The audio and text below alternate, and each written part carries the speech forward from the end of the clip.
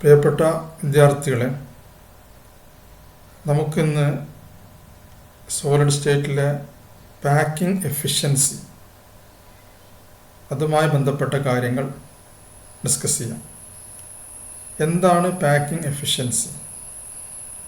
It is the percentage of total space filled by the particles. Total space, അത് മൊത്തം സ്ഥലത്ത് fill ചെയ്തിരിക്കുന്ന പാർട്ടിക്കിൾസിൻ്റെ പേഴ്സൻറ്റേജ്. ഇപ്പോൾ ഒരു സിമ്പിൾ യൂണിറ്റ് സെല്ലോ അല്ലെങ്കിൽ ബോഡി സെൻറ്റേഡ് യൂണിറ്റ് സെല്ലോ അല്ലെങ്കിൽ ഫേസ് സെൻറ്റേഡ് യൂണിറ്റ് സെല്ലോ പരിഗണിക്കാം. അതിനകത്ത് എത്രമാത്രം പാർട്ടിക്കിൾസ് ഒക്കുപ്പൈ ചെയ്യുന്നുണ്ട്, അതിൻ്റെ ശതമാനത്തെയാണ് നമ്മൾ പാക്കിംഗ് എഫിഷ്യൻസി എന്നുകൊണ്ട് ഉദ്ദേശിക്കുന്നത്. അത് കണ്ടുപിടിക്കാനുള്ള equation packing efficiency is equal to volume of total particles per unit cell into 100 divided by volume of unit cell. അഥവാ ഒരു യൂണിറ്റ് സെല്ലിൽ അടങ്ങിയിരിക്കുന്ന ടോട്ടൽ പാർട്ടിക്കിൾസിൻ്റെ വോള്യൂം ഇൻറ്റു 100 ഡിവൈഡഡ് ബൈ ആ യൂണിറ്റ് സെല്ലിൻ്റെ വോള്യൂം. ഇവിടെ നമ്മൾ ഒരു യൂണിറ്റ് സെല്ലിലെ ടോട്ടൽ പാർട്ടിക്കിൾസ് എന്ന് പറയുന്നത്, അതുകൊണ്ട് ഉദ്ദേശിക്കുന്നത് നമുക്കൊരു ഒരു സിമ്പിൾ യൂണിറ്റ് സെല്ലിൽ ഒരു പാർട്ടിക്കിളേ ഉള്ളൂ. ഒരു ബോഡി സെൻറ്റേഡ് യൂണിറ്റ് സെല്ലിൽ 2 പാർട്ടിക്കിളുണ്ട്. ഒരു ഫേസ് സെൻറ്റേഡ് യൂണിറ്റ് സെല്ലിൽ 4 പാർട്ടിക്കിളുണ്ട്. അപ്പോൾ ഒരു യൂണിറ്റ് സെല്ലിൽ മൊത്തം എത്ര പാർട്ടിക്കിൾസ് ഉണ്ടോ അതിൻ്റെ വോള്യൂം ഇൻറ്റു 100 ഡിവൈഡഡ് ബൈ ആ യൂണിറ്റ് സെല്ലിൻ്റെ വോള്യൂം. നമുക്ക് ഒരു സിമ്പിൾ യൂണിറ്റ് സെല്ലിലെയും ബോഡി സെൻറ്റേഡ് യൂണിറ്റ് സെല്ലിലെയും ഫേസ് സെൻറ്റേഡ് യൂണിറ്റ് സെല്ലിലെയും പാക്കിംഗ് എഫിഷ്യൻസി കണ്ടുപിടിക്കാനുണ്ട്. അപ്പോൾ അതിലേക്ക് നമ്മൾ പോകുന്നതിന് മുമ്പ് നമുക്ക് ഒരു റിലേഷൻ, അഥവാ ഒരു യൂണിറ്റ് സെല്ലിൻ്റെ എഡ്ജ് ലെങ്ത്തും ആ യൂണിറ്റ് സെല്ലിൽ ഒക്കുപ്പൈ ചെയ്യുന്ന പാർട്ടിക്കിളിൻ്റെ റേഡിയസും തമ്മിലുള്ള റിലേഷൻ നമുക്കറിഞ്ഞിരിക്കണം. Relation between edge length of the unit cell, unit സെല്ലിൻ്റെ എഡ്ജ് ലെങ്ത്തും radius of the sphere. Sphere എന്നുകൊണ്ട് ഇവിടെ ഉദ്ദേശിക്കുന്നത് പാർട്ടിക്കിളാണ്. ആ യൂണിറ്റ് സെല്ലിൽ സ്ഥിതി ചെയ്യുന്ന പാർട്ടിക്കിളിൻ്റെ റേഡിയസും തമ്മിലുള്ള റിലേഷൻ. ഈ ടേബിൾ നോക്കൂ. ഇവിടെ നമ്മൾ സിമ്പിൾ അല്ലെങ്കിൽ പ്രിമിറ്റീവ് യൂണിറ്റ് സെല്ല് കൊടുത്തിട്ടുണ്ട്, BCC body centred unit cell കൊടുത്തിട്ടുണ്ട്, FCC face centred unit cell കൊടുത്തിട്ടുണ്ട്. അതിൻ്റെ ബ്രാക്കറ്റിൽ നമ്മൾ HCP അല്ലെങ്കിൽ CCP എന്ന് കൊടുത്തിട്ടുണ്ട്. നമ്മൾ 3 ഡയമെൻഷണൽ ക്ലോസ് പാക്കിംഗ് പറഞ്ഞിരുന്നു. 3 ഡയമെൻഷണൽ ക്ലോസ് പാക്കിംഗ് 2 ടൈപ്പ് ഉണ്ട്, hexagonal close പാക്കിങ്ങും cubic close പാക്കിങ്ങും.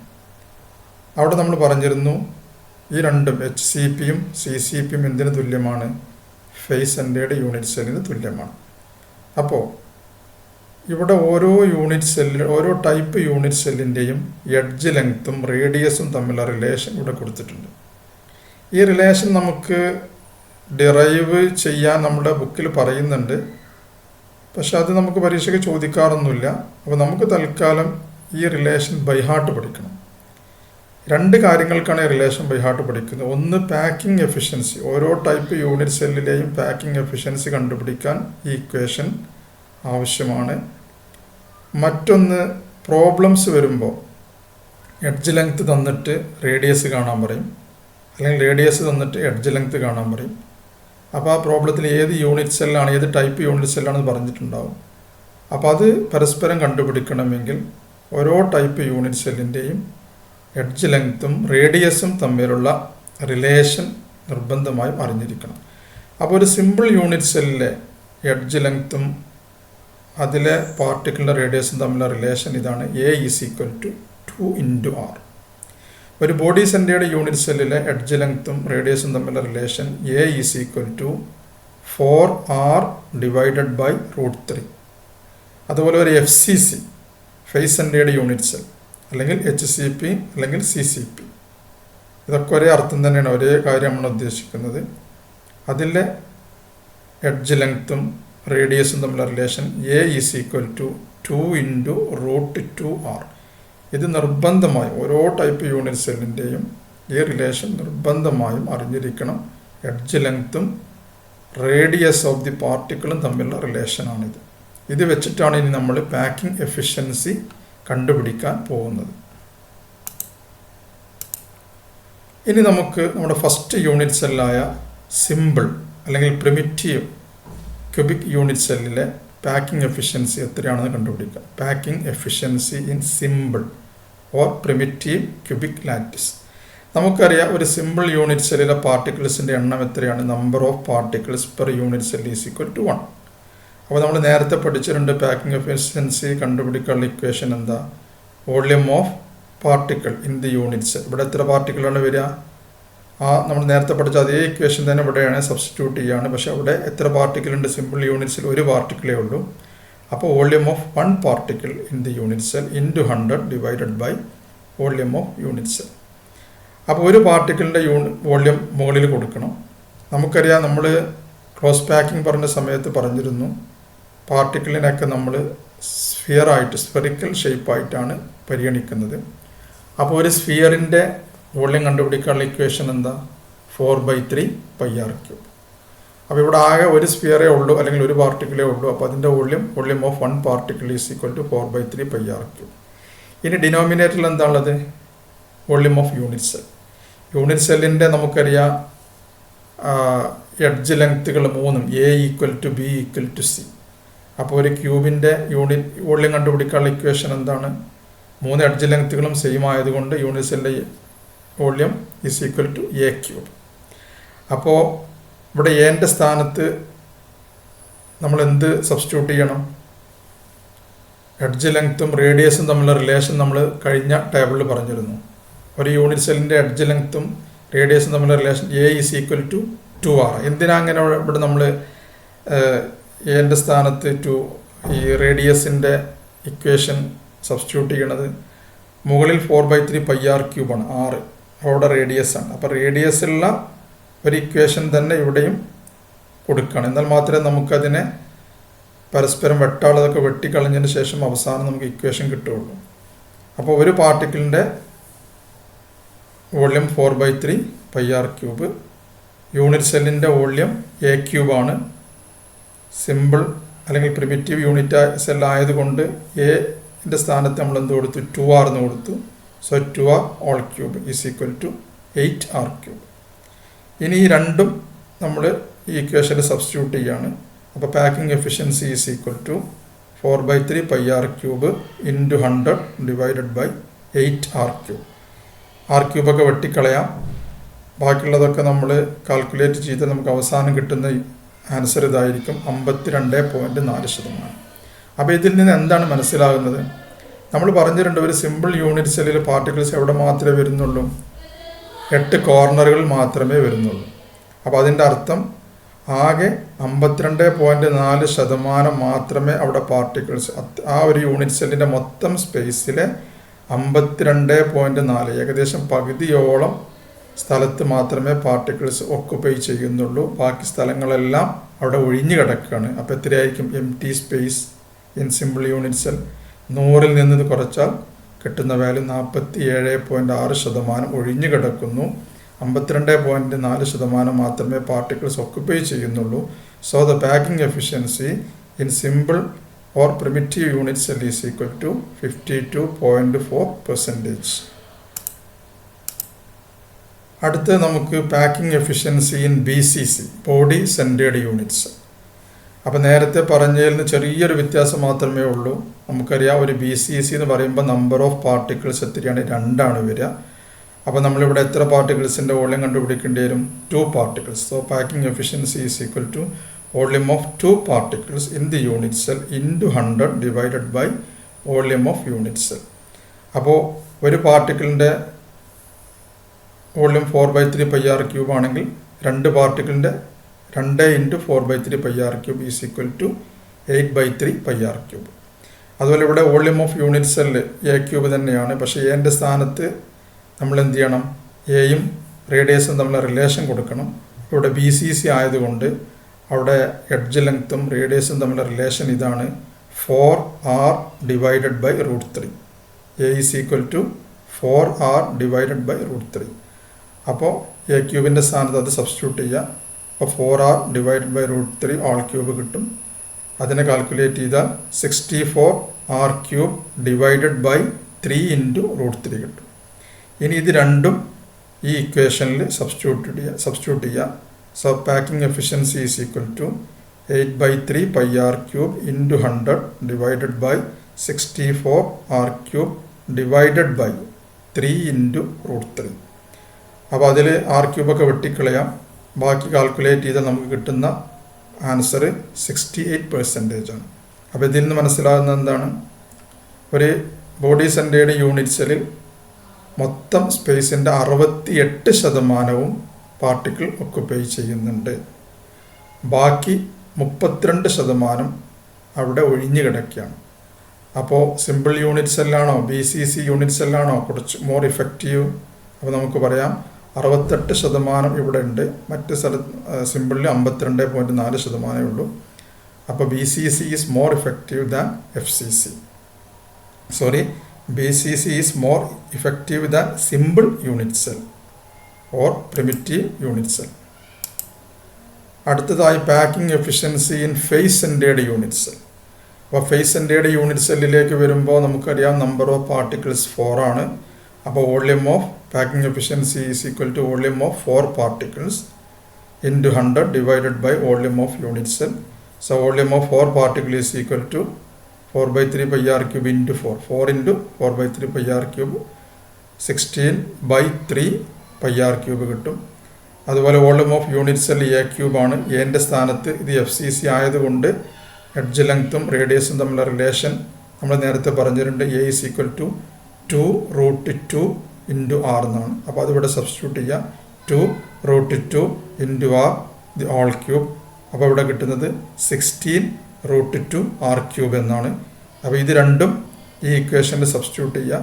So packing efficiency is equal to 16/3 πr³ into 100 divided by 16√2 r³. അപ്പോൾ ഇതിൽ r³ വെട്ടിക്കളയാം. മറ്റുള്ളതൊക്കെ കാൽക്കുലേറ്റ് ചെയ്താൽ നമുക്ക് കിട്ടുന്നത് 74% ആണ്. അപ്പോൾ ഇതിൽ നിന്ന് മനസ്സിലാകുന്നത് എന്താണ്? ഒരു ഫേസ് സെൻറ്റേർഡ് യൂണിറ്റ് സെല്ലിലെ പാക്കിംഗ് എഫിഷ്യൻസി എന്ന് പറയുന്നത് 74%. അതിൻ്റെ അർത്ഥം ആ യൂണിറ്റ് സെല്ലിലെ ഏകദേശം മുക്കാൽ ഒരു 75%ലും പാർട്ടിക്കിൾസ് ഒക്കുപ്പൈ ചെയ്യുന്നുണ്ട്. അല്ലെങ്കിൽ 74% അത്രയും സ്ഥലം പാർട്ടിക്കിൾസ് ഒക്കുപ്പൈ ചെയ്യുന്നുണ്ട്. അവിടെ ഒഴിഞ്ഞു കിടക്കുന്ന സ്ഥലം എംപ്റ്റി സ്പേസ് എത്ര മാത്രമേ ഉള്ളൂ? 26% മാത്രമേ ഉള്ളൂ. അപ്പോൾ ഇതിൽ നിന്ന് വളരെ വ്യക്തമാണ് FCC is more effective than BCC and simple unit cell. മറ്റൊരു കാര്യം മനസ്സിലാക്കേണ്ടത് packing efficiency, what is the packing efficiency in FCC എന്ന് ചോദിച്ചാലും, what is the packing efficiency in HCP എന്ന് ചോദിച്ചാലും, what is the packing efficiency in CCP എന്ന് ചോദിച്ചാലും same ആൻസറാണ്. കാരണം FCCയും HCPയും CCPയും ഈക്വലാണ്. നമ്മൾ മുമ്പ് പറഞ്ഞതാണ്. അപ്പോൾ 3 ഡയമെൻഷണൽ ഹെക്സഗണൽ ക്ലോസ് പാക്കിങ്ങിലും 3 ഡയമെൻഷണൽ ക്യൂബിക് ക്ലോസ് പാക്കിങ്ങിലും അതുപോലെ ഫേസ് സെൻറ്റേർഡ് ക്യൂബിക് ക്ലോസ് പാക്കിങ്ങിലും എല്ലാം എത്ര ശതമാനം പാർട്ടിക്കിൾസ് ഒക്കുപ്പൈ ചെയ്യുന്നുണ്ട്? 74% പാർട്ടിക്കിൾസ് ഒക്കുപ്പൈ ചെയ്യുന്നുണ്ട്. ബാക്കി 26% അവിടെ ഒഴിഞ്ഞ് കിടക്കുകയാണ്.